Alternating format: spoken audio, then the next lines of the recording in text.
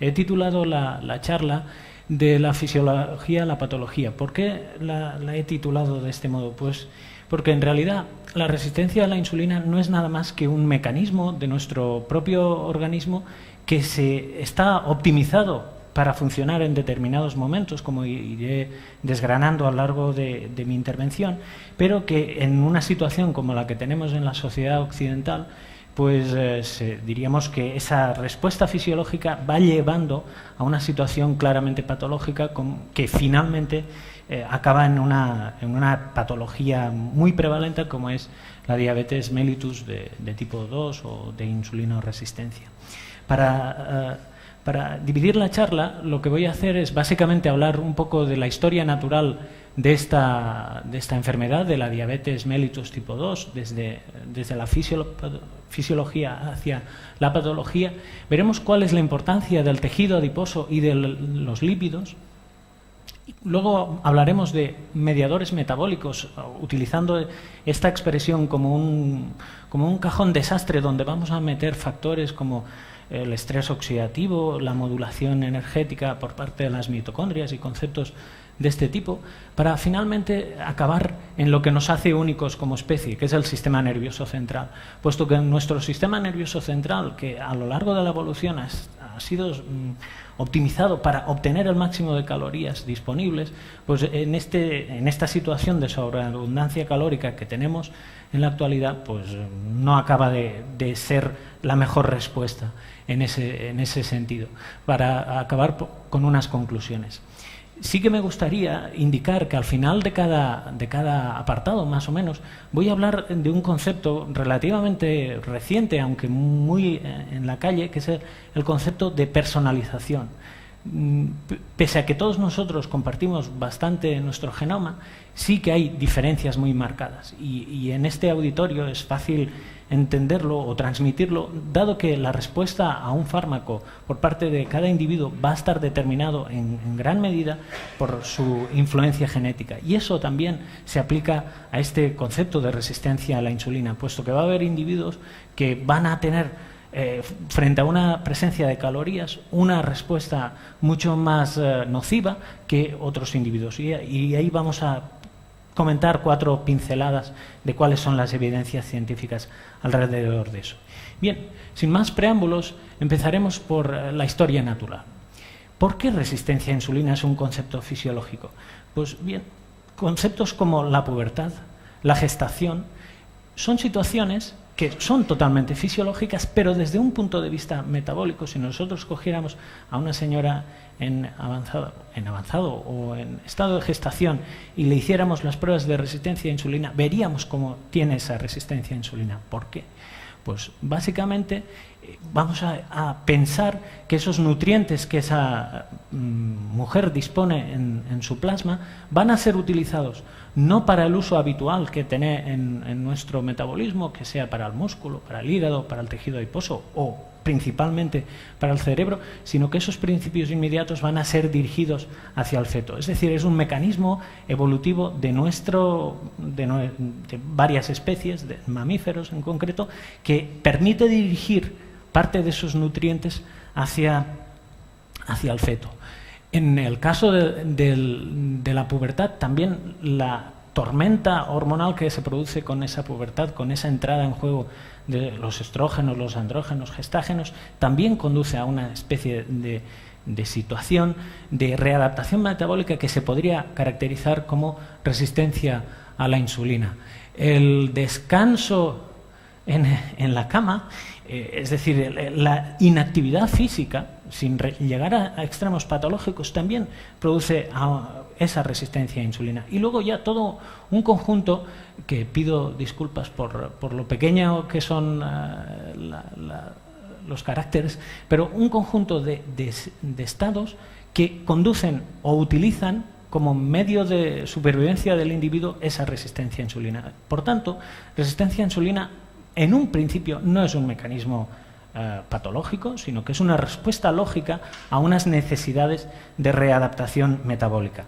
El problema viene cuando, frente a una resistencia a insulina, seguimos manteniendo una entrada de calorías. Entonces, ese mecanismo que era fisiológico se convierte en nocivo. Un poco, y sin ánimos de ser demasiado simplista, sería el mismo proceso que tenemos en la inflamación. La inflamación es una respuesta fisiológica, obviamente. Si no tenemos una respuesta inflamatoria, nos vamos a ser pasto de diversos microorganismos y demás. Pero, obviamente, cuando esa respuesta fisiológica se exacerba o se da de una forma inapropiada, entraremos en una situación patológica. Pues con la resistencia a la insulina está sucediendo exactamente lo mismo. Y en esa resistencia a la insulina, ¿qué fases o qué historia podemos tener? Curiosamente, y cuando se explica a pie de calle es un contraste, la resistencia a insulina cursa con niveles de insulina aumentados. ¿Por qué? Porque el problema en un inicio no está en el páncreas. El problema está en la utilización, en la respuesta periférica a esa insulina. Es decir, cómo los tejidos reconocen a esa insulina y traducen una serie de mecanismos de señalización celular que conduce a los efectos típicos de la insulina. Y en este caso existe durante una fase que puede ser más o menos larga, de una forma independiente y bastante marcada por la genética del individuo, tenemos una situación en la cual hay una compensación, es decir, nuestro organismo cada vez necesita más insulina para llegar a hacer el mismo efecto. Nuestro músculo necesita más insulina para que le bajen los niveles de glucosa. Necesita nuestro tejido adiposo más insulina para poder entrar esa grasa en el tejido adiposo. Y el hígado también cada vez necesita más insulina para mantener ese estado metabólico. Llega un punto que no sabemos demasiado bien cuándo es ni por qué es, en humanos, que esa capacidad sintética del páncreas, que ha estado durante meses o incluso años secretando esa insulina, se agota. Dice, basta, hemos acabado. Y en ese momento entraríamos ya claramente en la situación de diabetes mellitus tipo 2, en la cual el paciente se puede beneficiar de la insulinización en su caso. Sin embargo, una cosa interesante de esta situación fisiopatológica es que nos da, dado que estamos hablando de una situación que tardamos meses o incluso años a manifestar plenamente, nos da un margen amplio de actuación. Es decir, durante esos meses, durante esos años, en el momento en que se detecta esa insulinoresistencia, se puede intervenir. Y es eso de lo que hablará el doctor Serrano a continuación. Entonces, ¿por qué existe esa resistencia a insulina? ¿Por qué en un momento determinado los tejidos dejan de responder a esas señales? Para eso hemos de hablar de un poco de biología molecular de la señalización de la insulina. El receptor de la insulina es una proteína de membrana, la cual, unida a la insulina de forma circulante, permite la dimerización de este receptor, la autofosforilación y el reclutado de una serie de proteínas de señalización que se unen y dan en un mecanismo en cascada unas respuestas fisiológicas. Clásicamente, y en este sentido no estamos descubriendo nada nuevo, la insulina funciona tanto como un efector metabólico, es decir, una hormona que ordena el almacenado de nutrientes cuando estos se encuentran en circulación, permitiéndolos guardar para situaciones de más necesidad. Insisto, pues no es tan solo una hormona metabólica, sino que también es una hormona de crecimiento. Es decir, que es capaz de ordenar la proliferación de células endoteliales y de otras poblaciones. Pues bien, esa resistencia a insulina, y eso es un detalle interesante, no es igual para ambos efectos. Es decir, el efecto metabólico sí que se hace resistente. En cambio, el efecto de respuesta como factor de crecimiento, ese se mantiene. ¿Por qué? Probablemente haya una diferente expresión de esas proteínas mediadoras, que no entraré en demasiados detalles sobre ellas, en respuesta a cada uno de los efectos. Sobre este esquema me permito remarcar dos proteínas importantes. Una es la proteína IRS. esta proteína IRS, que se encuentra justo al lado en la vía de transducción de señal, que es fosforilada por el receptor de insulina, esa fosforilación puede, en dependencia del lugar donde se fosforile la proteína, puede activar o inactivar la proteína. Y en este sentido sabemos que en situaciones de insulinoresistencia se produce una fosforilación de los lugares que apagan la función de esta IRS. Por otro lado, también acoplado a este IRS hay una proteína quinasa, la PI3 quinasa, que tiene varias subunidades, y la expresión de estas subunidades es un factor bastante relevante, descubierto hace escasamente unas semanas, como mínimo en ratones.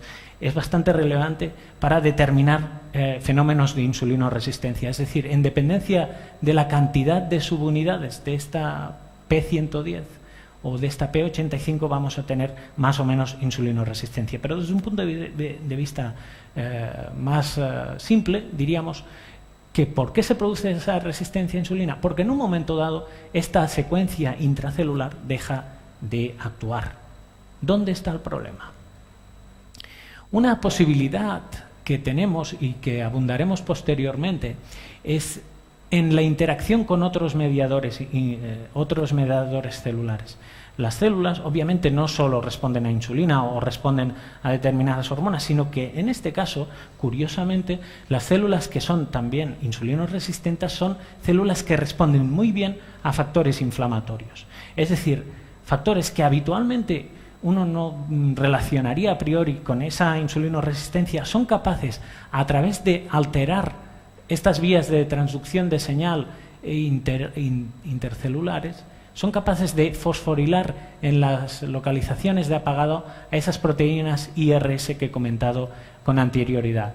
En este caso, pues, simbolizaríamos el receptor TNF-alfa o el receptor de interleucina 6, que nos recuerdan que existe una relación muy íntima entre inflamación y resistencia a insulina.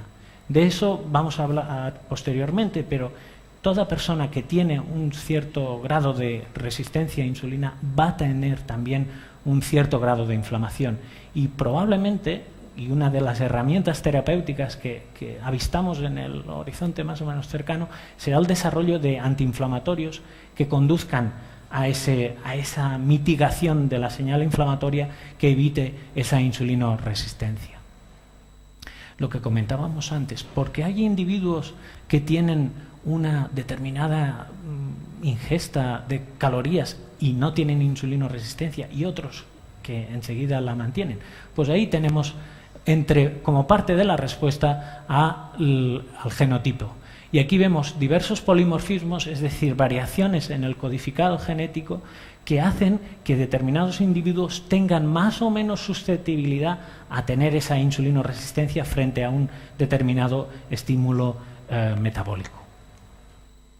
Lo que comentaba con anterioridad, recientemente, de hecho es un artículo que ha salido hace escasamente 2 semanas, lo que se ha visto es que una de las proteínas responsables de esa insulinoresistencia, y luego ya veremos cómo pensamos que lo hace, esta es la proteína P110 que hemos citado anteriormente, esa proteína que interviene en la señalización intracelular. En concreto, en el hígado, y aquí me gustaría enfatizar un concepto, el hígado es probablemente el órgano más importante a la hora de determinar la insulinoresistencia.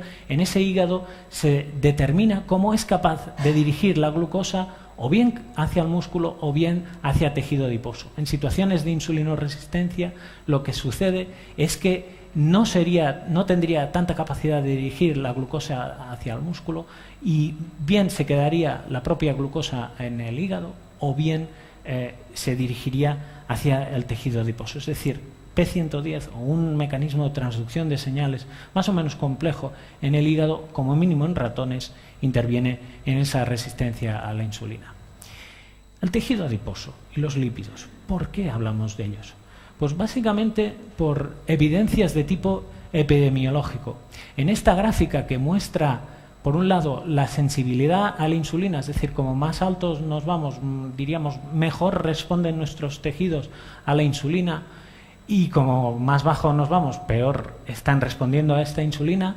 Vemos como el índice de masa corporal, es decir, hasta cierto punto la cantidad de tejido adiposo, que es uno de los determinantes fundamentales de ese índice de masa corporal, condiciona que aquellos individuos que tienen un BMI superior, 32, 34, 36, tienen mucha menos sensibilidad a insulina que aquellos individuos que tienen un BMI, un índice de masa corporal alrededor de los 20, 22.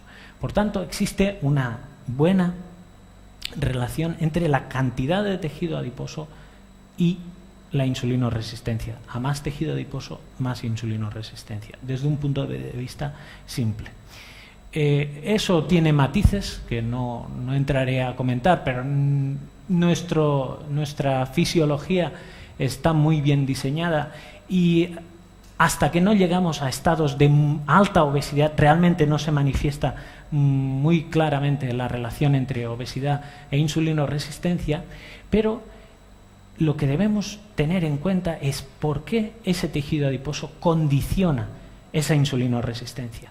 Y para responder a eso, hemos de pasar de la definición de tejido adiposo como puro almacén de calorías a pasar a un órgano endocrino, como pueda ser los islotes pancreáticos, el córtex suprarrenal u otros órganos endocrinos. Y aquí estaríamos hablando de que el tejido adiposo, sin entrar, si es pardo o en el caso concreto del tejido adiposo blanco, es capaz de producir un sinfín, casi me atrevería a decir, de moléculas de señalización. Algunas de ellas ya conocidas y otras pues aún por descubrir, pero solo a título orientativo, hace 3 años, pues teníamos todas estas moléculas producidas por el tejido adiposo. Me permito aquí hacer un énfasis. Digo tejido adiposo y no adipocito, no por un afán académico, sino porque no es lo mismo el tejido adiposo que el adipocito. El adipocito tiene una cierta capacidad secretora de moléculas de señalización, pero sobre todo lo que nos vamos a encontrar es que el tejido adiposo produce esas señales porque está infiltrado de células inflamatorias. Es decir, en un momento determinado del proceso de insulinoresistencia, y veremos luego cómo sucede eso, ese tejido adiposo es una fuente de atracción para células inflamatorias, y esas células inflamatorias llegan al tejido adiposo y desde allí empiezan a enviar estas señales inflamatorias que hemos visto anteriormente, que son uno de los factores que contribuyen a parar esas proteínas de tipo IRS, ese receptor a insulina, y contribuir de este modo a la insulinoresistencia. Una gráfica más. ¿Qué es lo que hace el tejido adiposo? Aparte de esos factores de resistencia, pues una de las cosas que se dedica es a producir ácidos grasos libres. Y aquí vemos cómo los ácidos grasos libres correlacionan, aunque con bastante dispersión, con la sensibilidad de insulina. En este caso, como más ácidos grasos libres tenemos en circulación, menor es nuestra sensibilidad a insulina. Es decir, esos ácidos grasos libres, con reservas, porque luego veremos que no todo es generalizable, lo que van a hacer es a producir esa insulinoresistencia. También, aparte de las hormonas que pueda producir el propio tejido adiposo. ¿Por qué los ácidos grasos libres? ¿Por qué esa función que es normal del tejido adiposo es capaz de generar esa situación de resistencia a insulina? Las vías exactas aún se están describiendo, pero nos hablan de que básicamente lo que sucedería con esos ácidos grasos libres es que entrarían en el interior de las células, en concreto de células hepáticas, de células musculares, y una vez ahí, por una serie de problemas metabólicos, que no ahondaré en ellos, si no se almacenan como triglicéridos, es decir, si esos ácidos grasos no se van a un depósito, pueden causar problemas en resistencia a insulina. Aquí vale la pena marcar dos situaciones bastante diferentes. Por un lado, lo que sucede en hígado. En el caso del hígado, lo que sucede es que la entrada de esos ácidos grasos lo que provoca es la acumulación de una serie de intermediarios que, si no llegan a formar esos triglicéridos, lo que van a hacer es indirectamente activar esas quinasas que hemos comentado anteriormente, esos enzimas que colocan grupos fosfato sobre IRS y les inactivan. Es decir, indirectamente, la presencia de ese ácido graso que entra dentro de la célula de una forma aún poco filiada o poco conocida, va a hacer que indirectamente la célula responda menos a la insulina.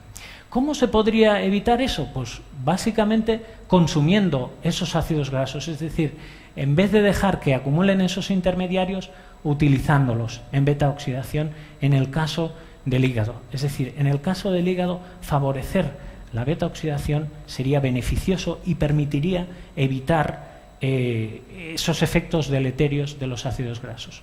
Esto contrasta con lo que sucede en el tejido muscular.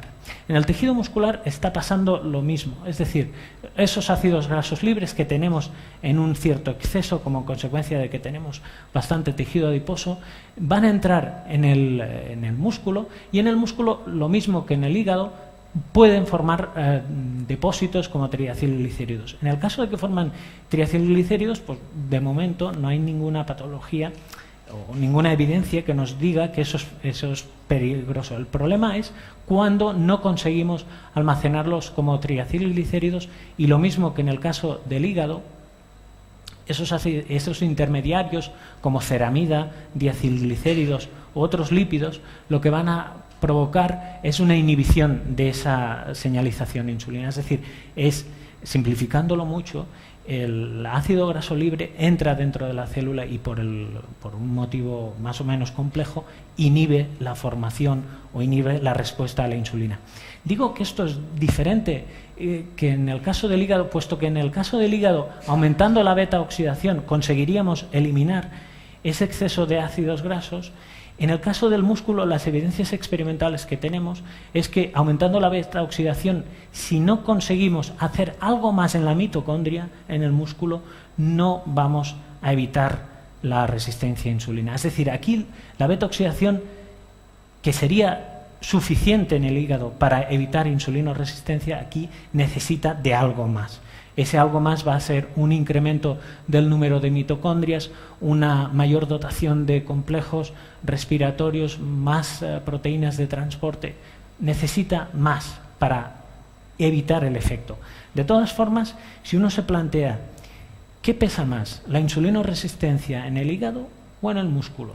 Pues todas las evidencias de momento experimentales nos hacen pensar que la que pesa es la del hígado, puesto que es el órgano diana de metformina, puesto que vamos a tener una mejora en pacientes a los cuales les hemos inducido una disminución del peso corporal. Básicamente, viendo los niveles intrahepáticos de lípidos, vemos que al bajarles las grasas intrahepáticas mejoran su resistencia a insulina. Es decir, el hígado es el órgano preferido, mientras que por otro lado, tampoco no se puede menoscabar el papel del músculo esquelético. Y esto que acabo de comentar, es decir, que las grasas entrando en el músculo o en el hígado inducirían esa insulinoresistencia, es importante en el inicio de la situación. Pero y hacia el final, esas grasas que tenemos ahí circulantes o esos ácidos grasos libres pueden tener algún papel en la pérdida de función de la célula pancreática. Es decir, ¿por qué la célula beta, tras años de ir luchando e ir secretando insulina, se para?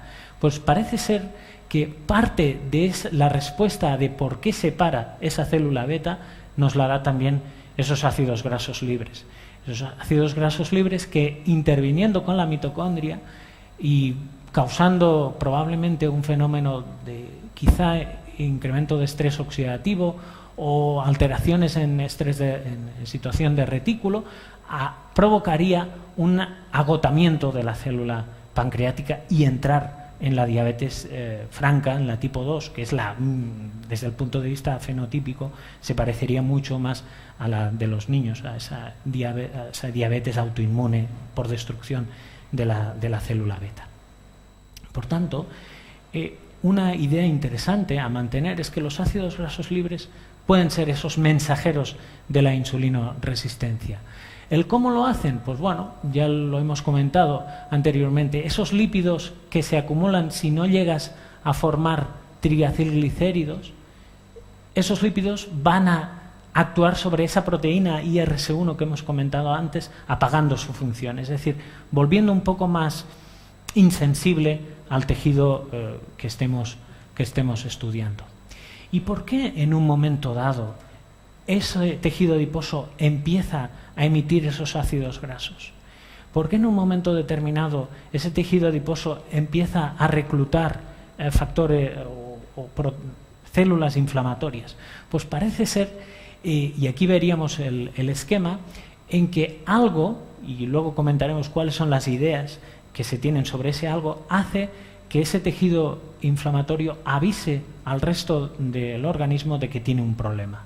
Y como todos los lugares que avisan que tienen un problema, va a condicionar que en el endotelio que recubre ese tejido adiposo aparezcan moléculas de adhesión que hacen que pueda atracar ahí un monócito para poder entrar dentro del tejido y convertirse en un macrófago. Y una vez ha entrado el macrófago en el tejido adiposo, empieza, diríamos, la tormenta a emitir esos factores inflamatorios que van a actuar sobre el hígado, sobre el músculo, sobre otras localizaciones. Es ahí donde podríamos decir, bueno, pues dando antiinflamatorios podríamos parar el proceso. Y eso empíricamente se sabe.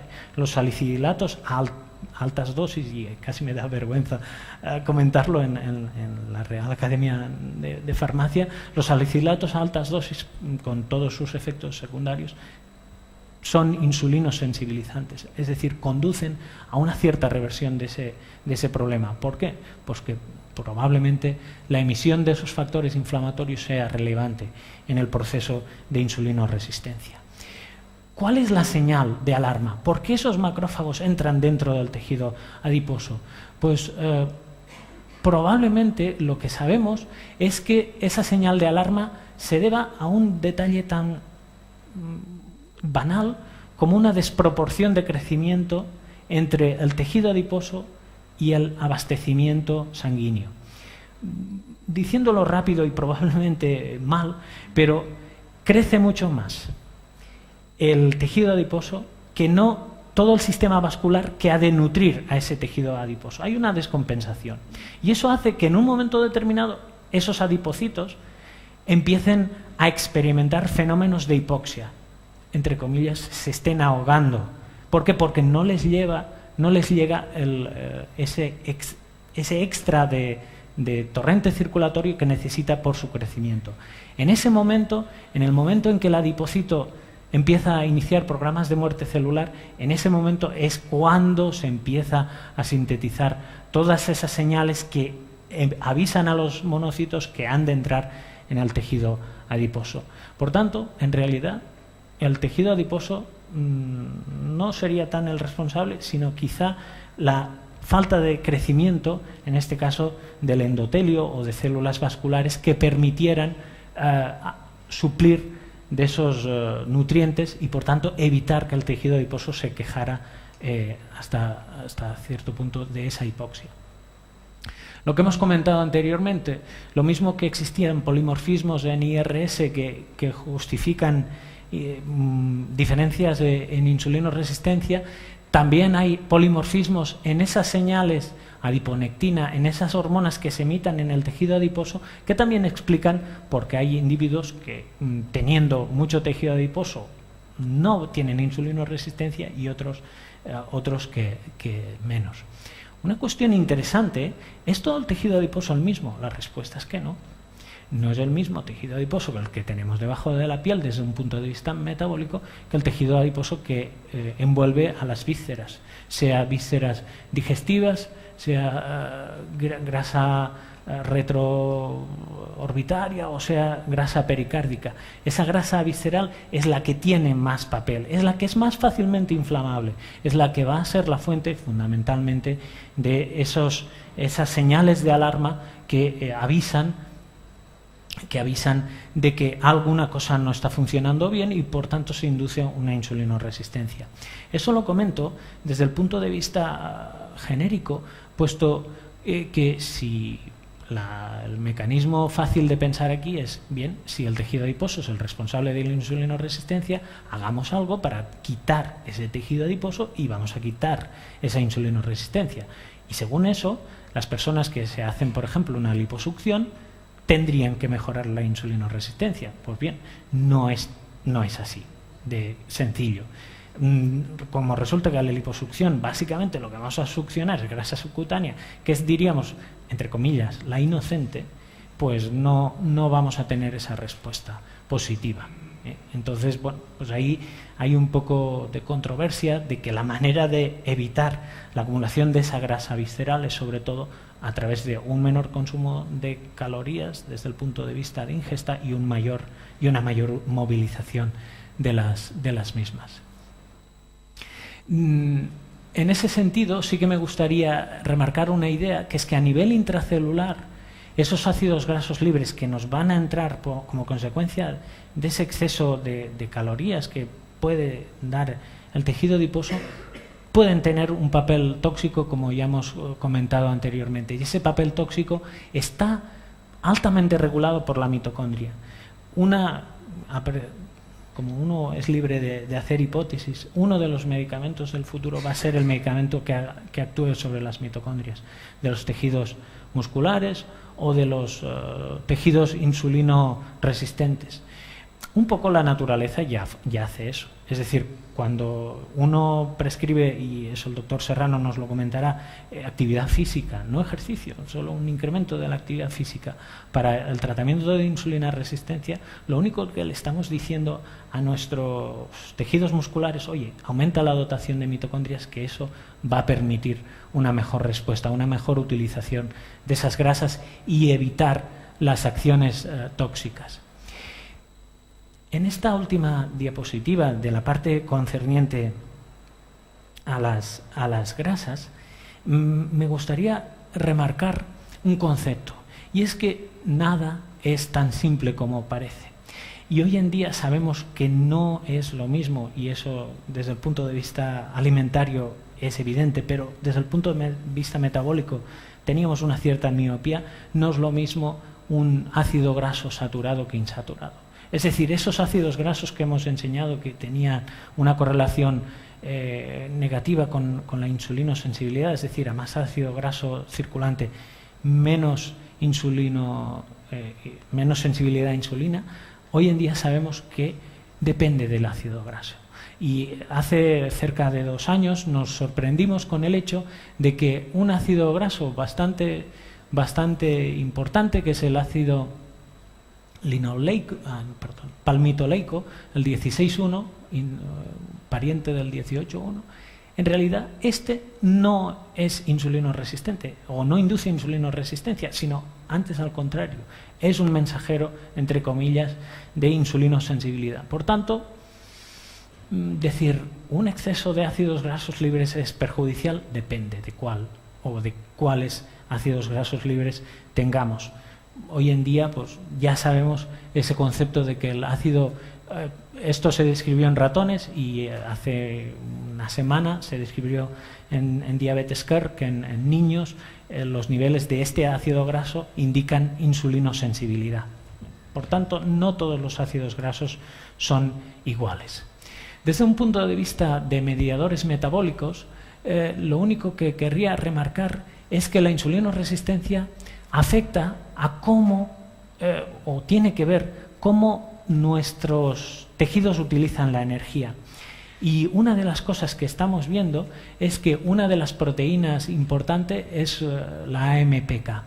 Esta AMPK, de la cual no voy a entrar en detalles por razones de brevedad, es una de las proteínas de respuesta a déficit energético. Es decir, cuando la activamos, estamos diciéndole a nuestros tejidos, utiliza toda la energía que sea posible porque necesitas producir ATP. En situaciones de insulinoresistencia está bastante marcado que hay problemas con esta AMPK. Y solo para hacer una idea de la importancia, uno de los fármacos utilizados, que es la metformina, como insulino sensibilizante, afecta a este AMPK, mejorando su respuesta. Lo mismo que hablábamos de polimorfismos de proteínas implicadas, pues aquí también vemos polimorfismos en AMPK que pueden estar asociados a resistencia a insulina o a diabetes tipo 2. El estrés oxidativo, como otro mediador implicado, no tan solo AMPK.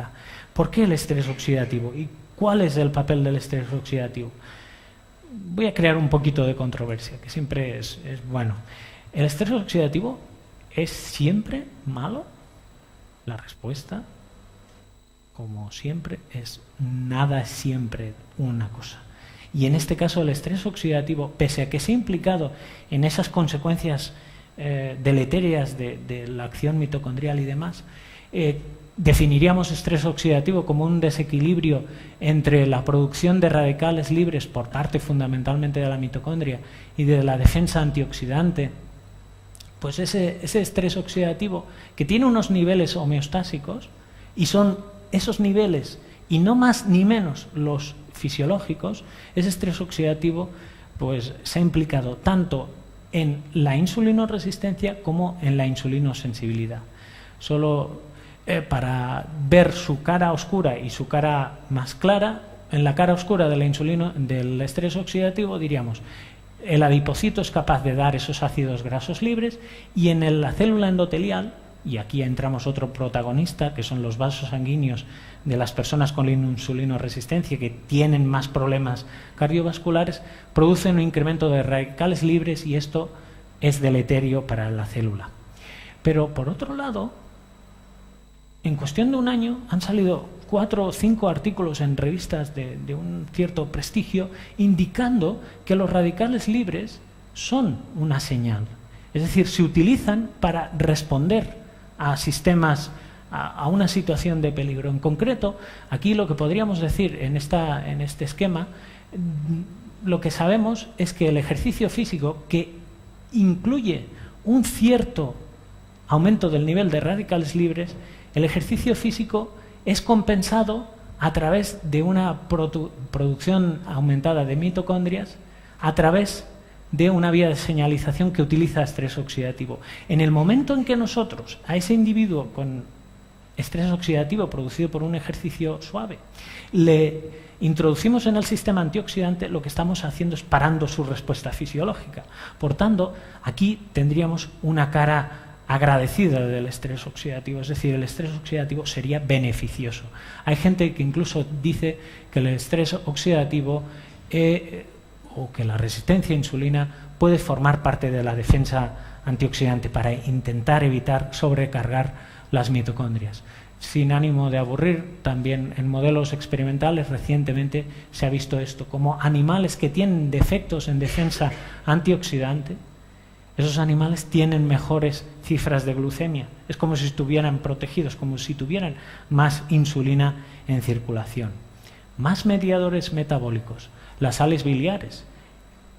¿Dónde están? En el tubo digestivo. ¿Para qué sirven? Para emulsificar. Pero hoy en día ya sabemos, gracias a estudios en el último año, que no tan solo sirven para emulsificar las grasas, sino que tenemos receptores en el tubo digestivo que reconocen esas sales biliares y son capaces de generar respuestas aumentadas a incretinas, es decir, producir GLP-1, producir esas hormonas que señalizarán al cerebro de que ya hay suficiente ingesta calórica. Y esa es una vía de futuro, igual que hemos identificado unos receptores en ese enterocito, en esa célula intestinal que es capaz de producir o de aumentar la producción de GLP-1, de esa proteína o de ese péptido que señaliza al cerebro una mayor saciedad, pues probablemente mejorando este sistema podamos también contribuir a una menor insulinoresistencia. Aparte de las sales biliares, un clásico del de este concepto, la colecistoquinina, esa hormona que señaliza que hay grasas en el tubo digestivo y que normalmente hace que se digieran esas grasas, también avisa a nuestro cerebro que hay un exceso de calorías y que probablemente conviene ajustar esa sensibilidad a insulina. Para finalizar, hablaré de la importancia del sistema nervioso central. Más allá del triángulo formado por el tejido adiposo, por el músculo y el hígado, en ese metabolismo tenemos el gran regulador, que es el cerebro. El cerebro que se había dejado un poco de lado, pero sabemos que el gran condicionante de que exista esa insulinoresistencia es la ingesta calórica. Es decir, si podemos llegar a controlar hasta cierto punto la sensación de saciedad, apetencia, podemos ayudar a nuestros pacientes de insulinoresistencia a ir parando ese proceso desde una forma ya muy proximal, es decir, induciéndoles una mayor saciedad, una parada de esa apetencia calórica tan normal en mamíferos como somos nosotros. No tan solo eso, de lo cual hablaré muy rápidamente, sino que otros factores, como pueden ser sencillamente la determinación del ciclo vigilia-sueño, también pesa en la insulinoresistencia. Y eso hay una prueba empírica muy fácil de hacer, y es ver a la gente que tiene turnos cambiantes, y aquí yo creo que hay algunos, en esos turnos cambiantes va a existir un factor de riesgo de insulinoresistencia. No digo que sea una enfermedad profesional, eso ya corresponde al legislador, pero sí que la persona que no tiene un ciclo vigilia-sueño constante va a tener más facilidad a presentar esa insulinoresistencia, por lo menos desde un punto de vista epidemiológico.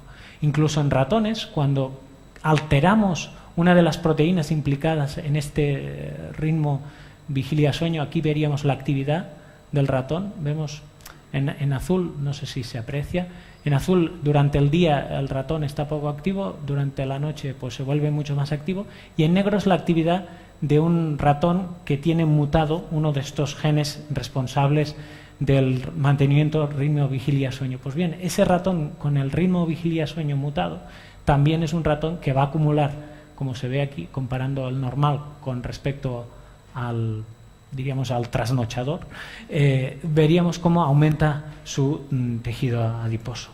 Por tanto, desde un punto de vista de ritmo circadiano, interviene curiosamente en resistencia a insulina. ¿Por qué el cerebro?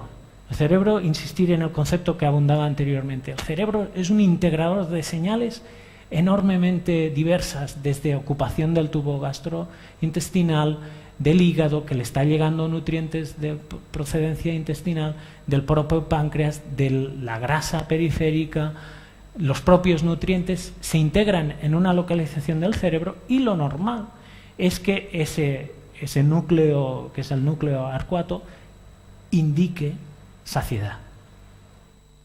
Sin embargo, por motivos que desconocemos, probablemente también de una forma genotípicamente determinada, algunos individuos pues no tenemos esa sensación de saciedad tan marcada. Con lo cual, pues bueno, cada vez vamos a pedir más y más de estas señales para quedarnos satisfechos a un nivel cerebral. Aquí me permito recordar que uno de los fármacos propuestos para la insulinoresistencia, que fue el Rimonabant, que es un inhibidor del receptor de cannabinoides cerebral, sí que conducía a una mejora de la saciedad, pero indirectamente ya conocemos los efectos secundarios, que al tocar el sistema de control del estado de ánimo existía un cierto aumento de acontecimientos relacionados con trastornos depresivos y demás, que han hecho aconsejable controlar mucho su prescripción. ¿Por qué el cerebro? El cerebro tiene varios centros que controlan la ingesta. Eso se conoce ya desde el año tan lejano como en 1940, como existe un centro de la apetencia y un centro de la saciedad. Y esos centros responden a hormonas producidas en esas localizaciones que he indicado anteriormente. En suma, lo que podemos decir es que entre las neuronas que indican apetencia y las neuronas que indican saciedad, hay un juego continuado de señalización mutua que en una persona con insulinoresistencia cada vez requiere más insulina para llegar a la sensación de saciedad. Por tanto, no diría, buscando una utilización perversa de la insulinoresistencia, no es culpa, si se puede decir, no es responsabilidad o no es culpa del paciente, es el sistema nervioso central, está marcado de esta manera. Igual que hay personas con facilidad de adicción a determinadas sustancias, pues todos nosotros podemos tener más o menos manifestación de este centro o de este juego de regulación entre el centro de saciedad y centro de apetencia, cosa que nos hace pues comer o ingerir más calorías de una forma continuada.